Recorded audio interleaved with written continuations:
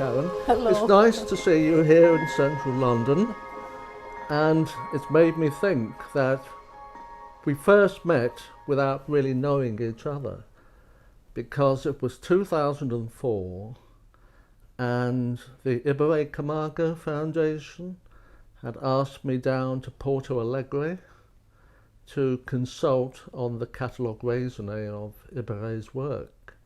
And I'd never been to Brazil and I couldn't say no. And I thought it was a wonderful chance to actually go to a country which I thought I was going to love, and I loved it even more when I got there. But to cut a long story short, and this is just for the benefit of those who don't know me in Brazil or those who don't know you wherever, I was asked to give a lecture in the historic downtown centre, the historic centre, at the main museum there, the Museum of Fine Arts. And as you'll recall, at the last moment they said the lecture or talk would last for 6 hours. So I nearly, lost my hair. I thought there was something lost in translation and they meant 60 minutes. But the talk on Rothko went on for 6 hours. It started at 10. We broke for lunch at 1 o'clock and we resumed at 2, and by the end of it the question time was taking us towards 6 o'clock. But what I didn't know is that you were in the audience. And there must be some kind of plan or providence that brings you here, me to curate your show, and above all to write about you almost 20 years later, from 2014. Isn't it amazing? It is amazing. So I wanted to really ask you, how much did the city of Porto Alegre mean to you growing up there?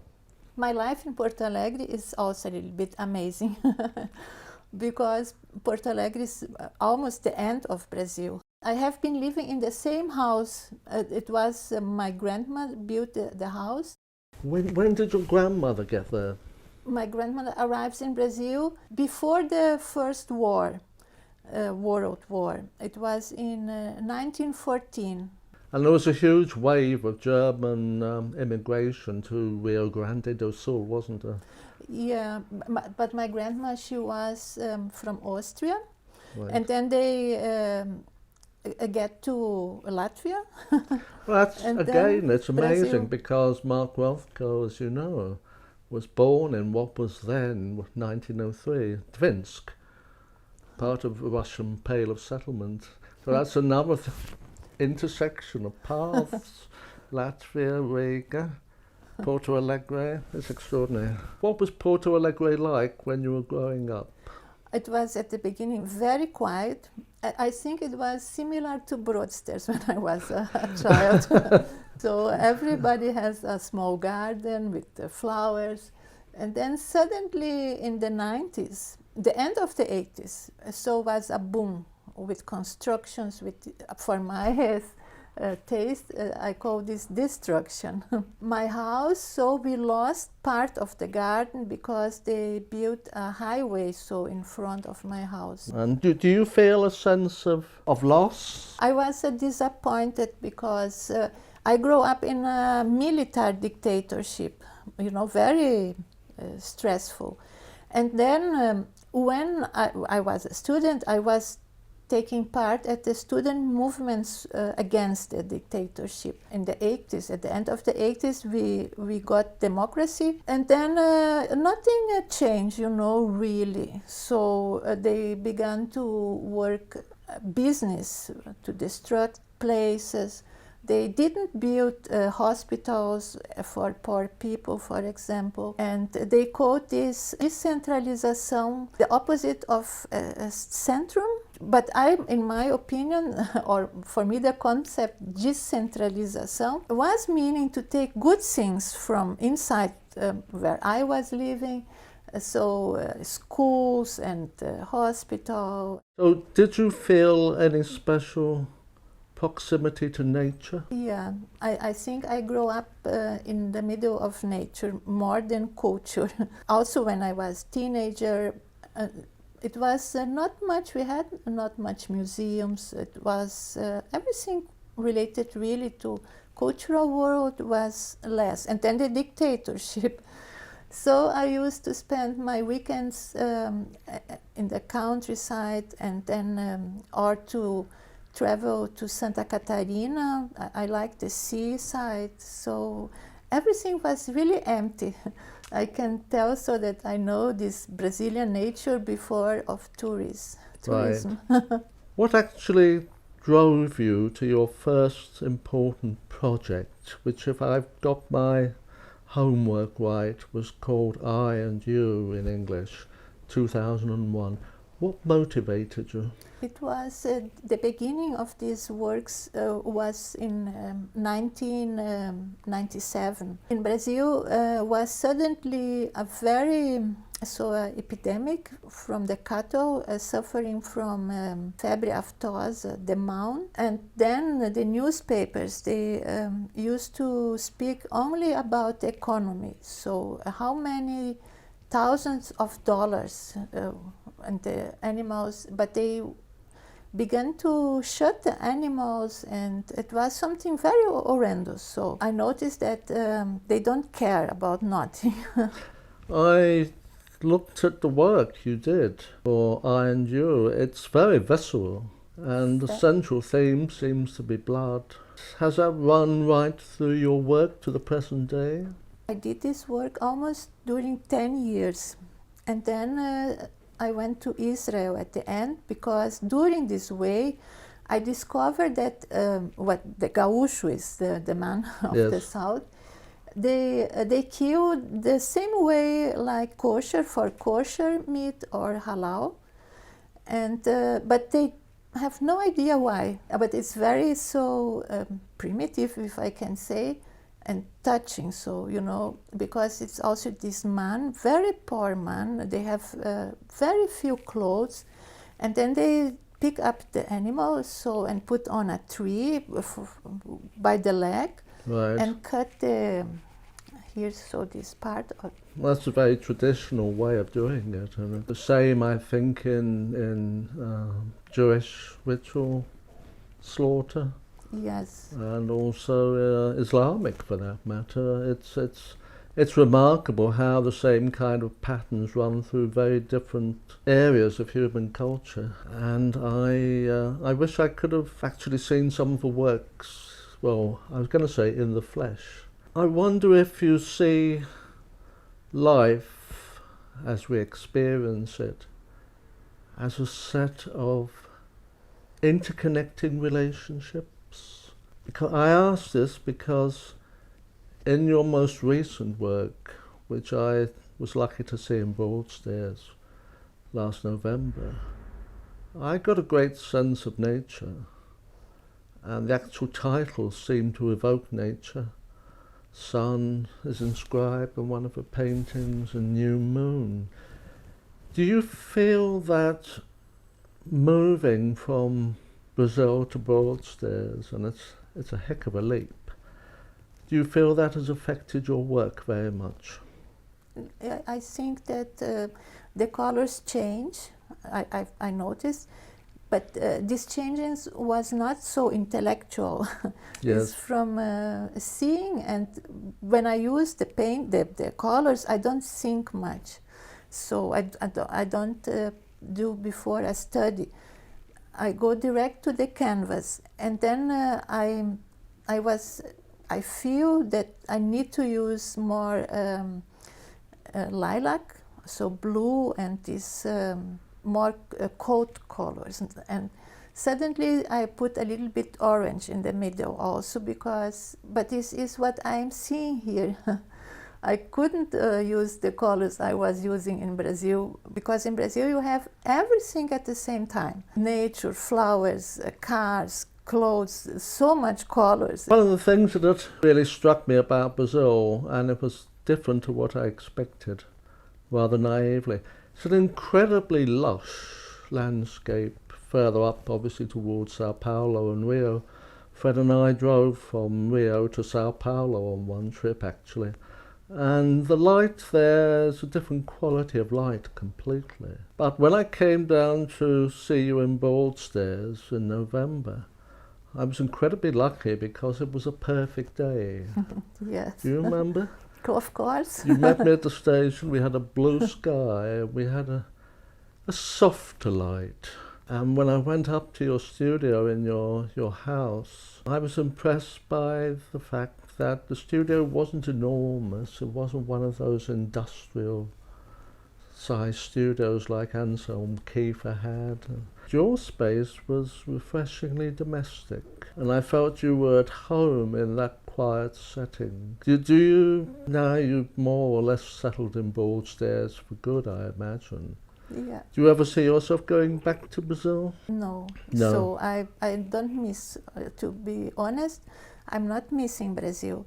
And I feel so in Broadstairs, in my studio and house, I feel I have the feeling that I know a strange feeling, so familiar. But I never had assistant, for example. Also in Brazil, the place I was painting was small. For me, it's important. So my body, if I can stretch, so my hand, or this is the measure is what I can do, not smaller, not larger. It struck me that places situated near the sea tend to have a special quality of light. Places by the sea have a special quality of light, and of course, Broadstairs is right on the sea.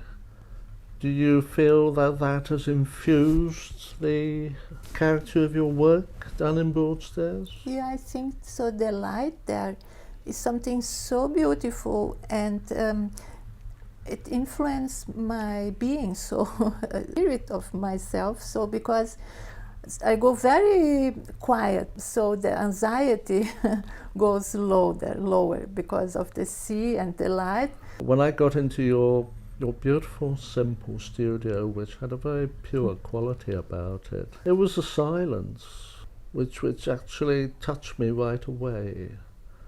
Do you see your work now as being more serene and tranquil than it was when you first started out with I and You? Yes, I think so that I'm changing a little bit also. Aging, I think, has this good side. Everybody told me about, but now I'm feeling that to be younger is much more inside, and suddenly it seems that time is not more so important. It's very strange, so I'm changing. Now I feel well when I'm in my studio. So, and when I was doing Eu e Você, there was much more in anxiety, so yes. About everything. I wanted to ask you also about artistic influences. Influence is it's a tricky thing, and it can be a touchy subject because artists may feel that it's detracting from their originality, but I don't see it like that. I wondered when I was reading one of the catalogues whether you were influenced much by Arte Povera, the Italian movement, or Joseph Beuys. Yeah, it was more Joseph Beuys. Yes. Because Beuys, he works with, it's not Arte Povera, but he works with his materials, not non-artistical materials. This touched me a lot. It's more his materials than what he speaks about, because he spoke a lot about what he thinks, how the world could be better, or these projects. But I think the way he works with the students, or how he managed these materials, it's very strong. So, for example, one work with a piano and felt, it's really silenced the room, so it's like without no sound. Also, if there were a sound, this feeling to see so much felt is something psychological, create a psychological isolation. I saw also Zeitgeist, this amount of earth in the middle of the room there, and I like his drawings, also the watercolors, because I like a lot watercolor. When he mixed a human body with an animal, his watercolors, for example, the woman, sometimes he puts the woman like an animal, because it's true, our body is very complex with to be pregnant. Sometimes it seems also grotesque, but in the other side, being a woman is something strong. Did your time in Germany, in Berlin, did it have a major impact on your work? It was, so because I like painting.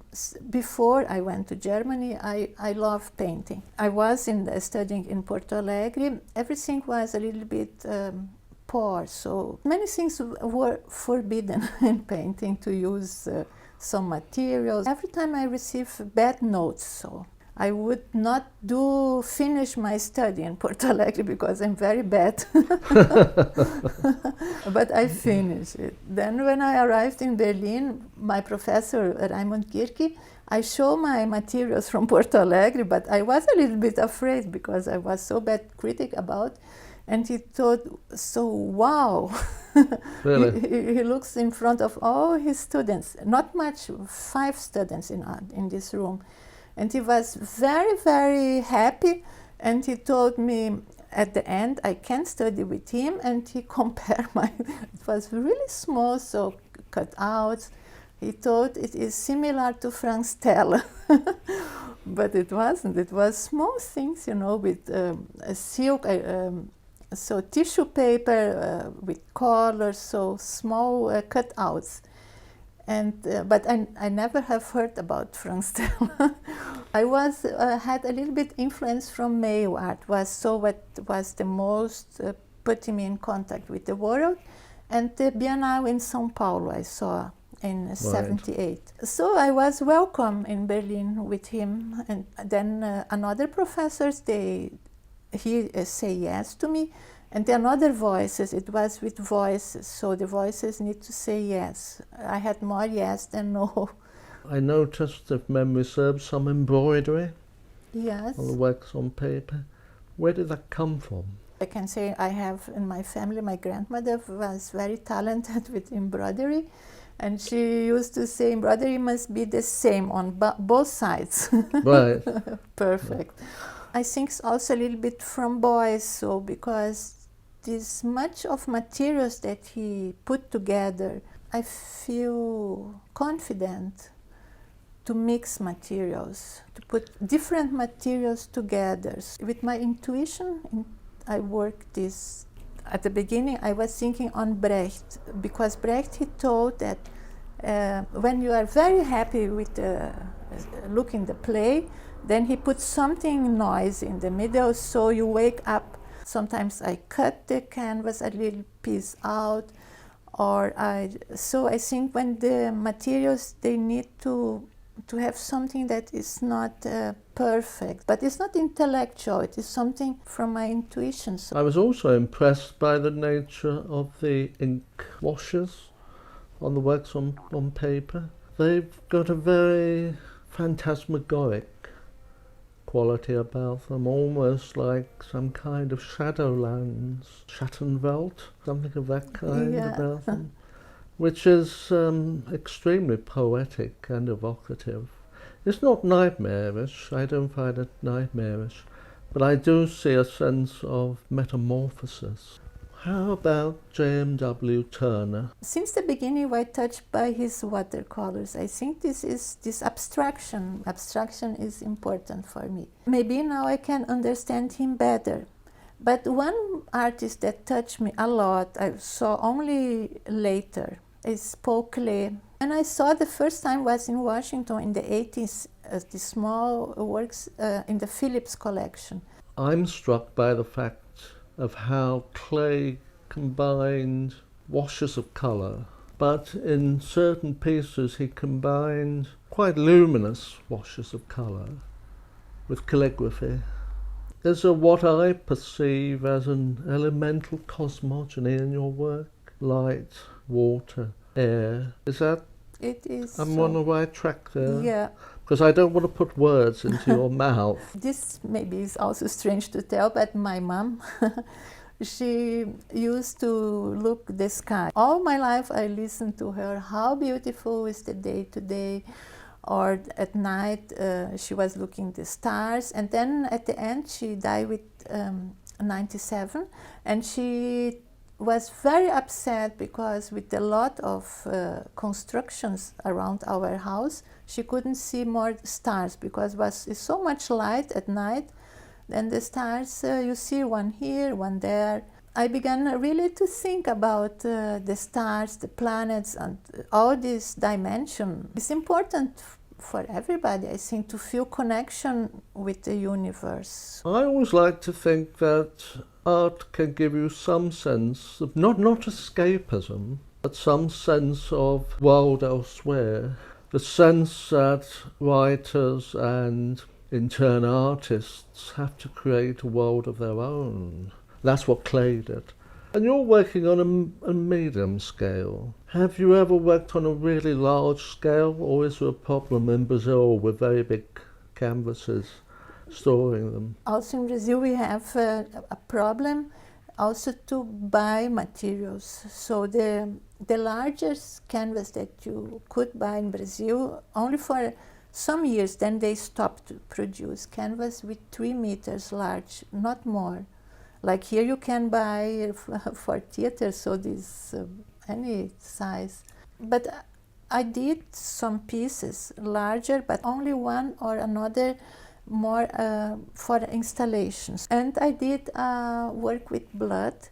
This was sold. Chateaubriand, the collector in Rio de Janeiro, he came to my studio. He called and he was telling me he wants to buy a piece of my work. He would like to see the studio. And then he was looking and looking around, and I thought, no, he's not up, he's not liking. And then he asked me, what is this here? It was a canvas with 11 meters, something around 10 or 11 meters, but it was a bloodline. So the ship was dying, and I carried this fabric, so all the way, it was like, you know, in the hospital, the electrocardiogram, but real, so. And then he asked to see this piece, and I show him parts, and then he more and more and more, and at the end he was very so happy and touched, felt, and no, this is my piece. And it was shown at, now it is at the Museum Modern Art in Rio de Janeiro. It's also in this book there, a photo. I think it was the largest from my paintings. What about Bridget Riley? I love Bridget Riley because my art history professor in Berlin was Robert Kudielka. Yes. And he wrote a lot about Bridget Riley. Riley, yes, yes. So I began to about his writing. So, and I think she's so the way she arrives in color, because she likes Seurat, and then she at the beginning she also copies Seurat. I saw it also in the Howard exhibition. But I think she really understood the colors from Seurat, because he is so cool with his colors when people is in Paris, so in the summer. It's so green, it's everything a little bit cold. It's not warm like in Brazil.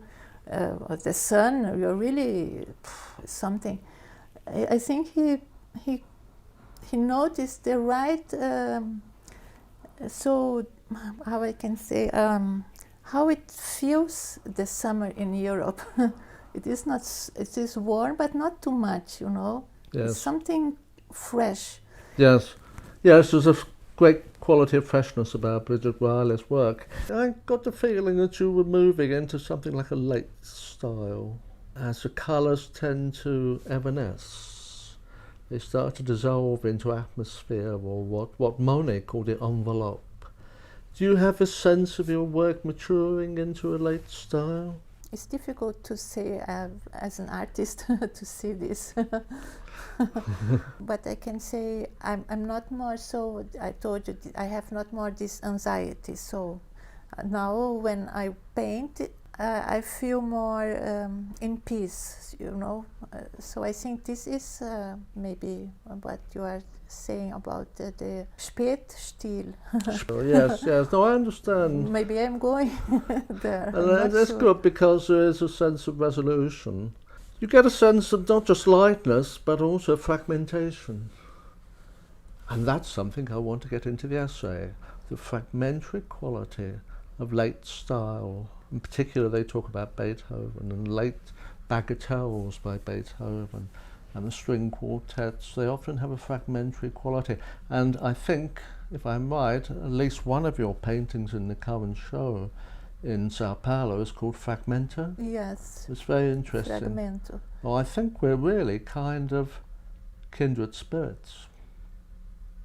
We're both interested in very similar things. We both love Brazil, but we're both in a different country. As an artist, speaking as an art historian myself, and I hope I'm not too boring, but I like to try to think my way into how artists actually think. And of course, I'm not you, but coming to Broadstairs and seeing your work and now having the opportunity to write about it, and we've been talking quite a while, for me it's a great privilege. And I can't thank you enough, Karin. I thank you, David. I thank you, and I hope that you can feel how much I thank you, because I arrived in this country with my English very bad. I can understand, you saw it. I can read, but speaking is very difficult. And so to be close to you for me is like something really, a gift that destiny gave to me. Well, that's wonderful, because I feel the same way. And my hearing is even worse than your English. But sometimes you feel you have a rapport. You have, things in common. And that's why I found your art so rejuvenating.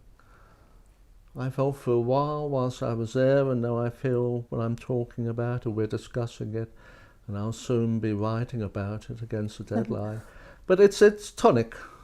That's my feeling, so I thank you for that. I thank you, David.